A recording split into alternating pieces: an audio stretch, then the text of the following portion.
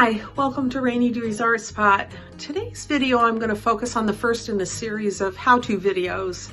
This first video is going to focus on how to do flat wash using watercolor. There are some basic techniques that I hope to cover in this how-to series, and so this is the first.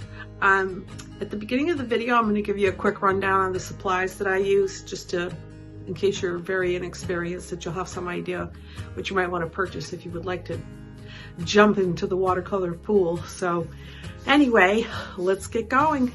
Let's get this party started. The first thing that you're going to want to invest in is a mixed media sketchbook. There's a variety of the sketchbooks that I use. They are suitable for watercolor, pen and ink, graphite, charcoal, and they come in a variety of sizes and different weights.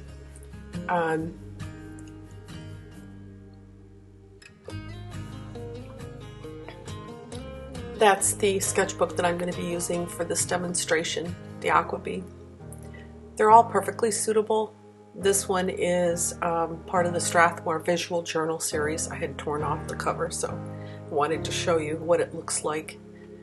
The next thing you'll want to invest in is some watercolor paper.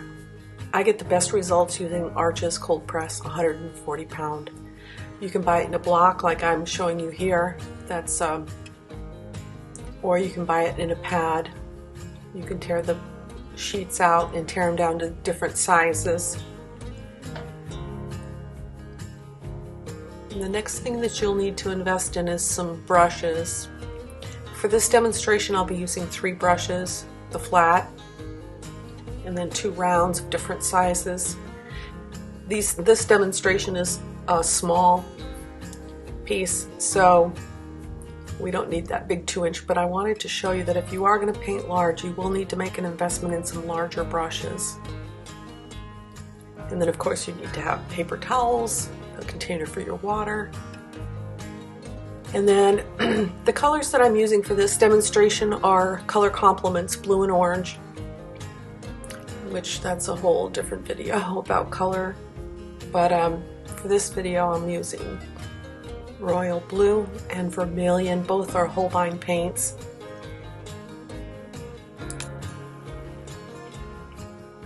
And these are the couple of palettes that I am currently using. The large one is John Pike's palette, and the other one, I don't know the manufacturer, but I'll double check on that. Okay, so I typically get started in the sketchbook by giving myself a border. I don't want to fill the whole page. I want to fill a piece of the page, and then I take notes around it.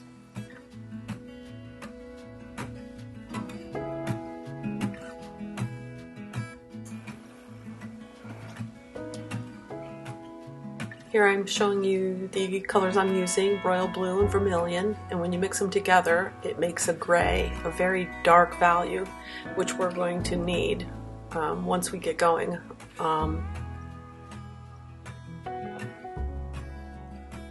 What I'm doing here is overlapping layers. So the paper is dry and my brush is loaded with a fairly juicy amount of paint and water. And so I'm going to apply these overlapping layers. One goes on and the other one is slightly overlapping, dipping into the paint, but not dipping into the water.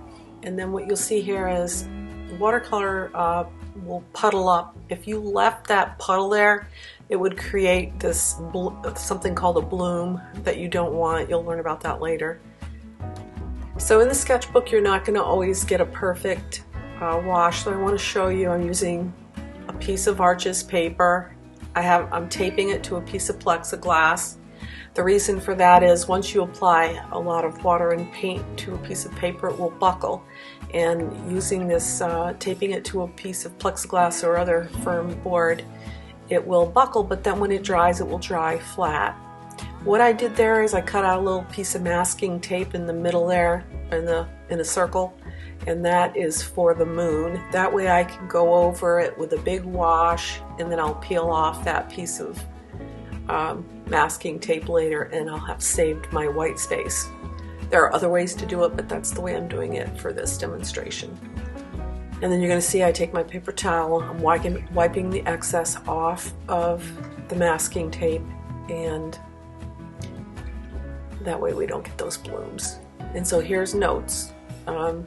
It's always helpful to take notes, particularly color mixtures or techniques, something you discover that's really exciting and you're like, either practice it over and over and over so you don't forget, or take notes in your sketchbook. So here it is. We're going using dry paper with a fully loaded brush with plenty of water and paint. And once you do an initial wash, if you see a piece of cat hair, don't go back for it, because that will drop extra paint in the spot that you don't want.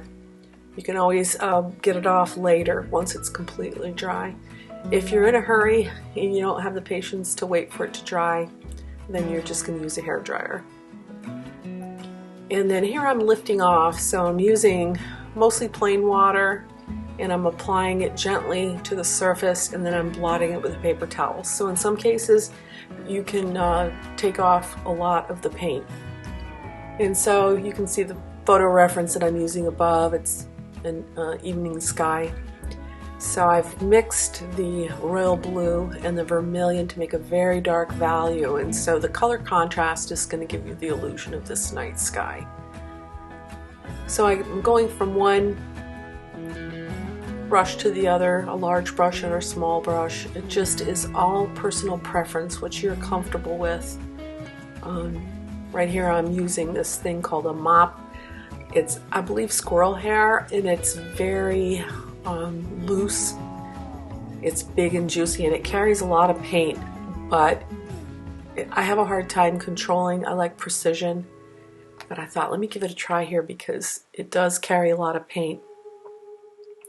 And what I'm doing is just dancing the brush gently on the surface of the paper. You can see those trees. It almost looks like lace. And when you mix your vermilion and your royal blue, or whichever color combination you're using, if you lean more toward the vermilion, you add more of the orange and less of the blue. You can see on my palette you get different colors.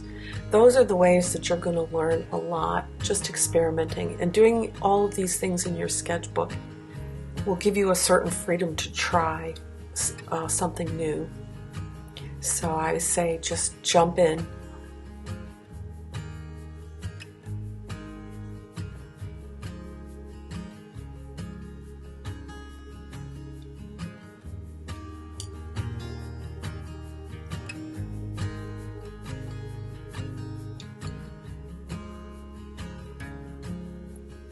And then on that second one, I'm going to just practice again, lifting off. And I don't have a photo reference for this one, but I'm just going to plunge in and create something just to practice.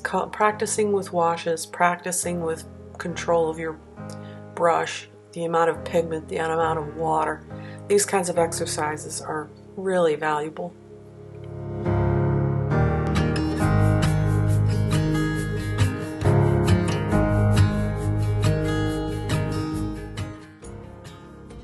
Throw a little tree in and just practice. What I did there is I'm using plain water and then I'm dropping in a little paint to give you the illusion of a whole bunch of branches in the distance.